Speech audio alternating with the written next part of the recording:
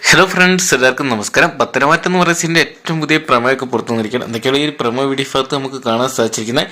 നമ്മുടെ ജലജ നമ്മുടെ സ്വന്തം മോനായ അബിയോട് പറയുകയാണ്, നീ എങ്ങനെയെങ്കിലും ആദർശിനെ കടത്തിവിട്ടി മുത്തച്ഛൻ്റെ മനസ്സിൽ ഇടം നേടാനുള്ള പരിപാടി നോക്കണമെന്ന് പറയുകയാണ്. അതായത് ആദർശിനെ മുത്തച്ഛൻ വെറുക്കണമെന്നും അതിൻ്റെ 4 ഇരട്ടിയായിട്ട് ആദർശിനോടുള്ളതിനേക്കാൾ 4 ഇരട്ടി സ്നേഹം നിനക്ക് വരുത്തുന്ന രീതിയിലുള്ള പ്രവൃത്തി നീ ചെയ്യണമെന്ന് പറയുകയാണ്. അതിനുശേഷം മുത്തച്ഛൻ നവ്യയോടായിട്ട് പറയുകയാണ്, നിന്റെ ഭർത്താവിനെ നല്ല നേർവഴിക്ക് കൊണ്ടുവരേണ്ടത് നിന്റെ കടമയാണ്, നീ അതിനുവേണ്ടി പരിശ്രമിക്കണം എന്ന് പറയുകയാണ്.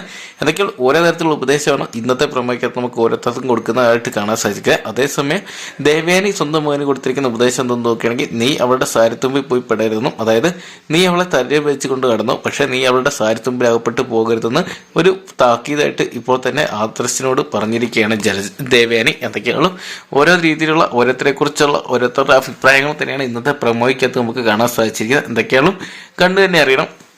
ആദർശ നയന ജോഡികളുടെ പുനർസംഗവും അതോടൊപ്പം അബി തുടങ്ങിയ ജോഡികളുടെ ജീവിതം എന്താവും എന്നൊക്കെ എന്തൊക്കെയാണ് കിടൻ എപ്പിസോഡുകൾ തന്നെയാണ് ഇപ്പം നമുക്ക് പത്തനംതിട്ട എന്ന് പറയുന്ന സീരിയലിൻ്റെ ഭാഗത്തുനിന്ന് കാണാൻ സാധിച്ചിരിക്കുന്നത്.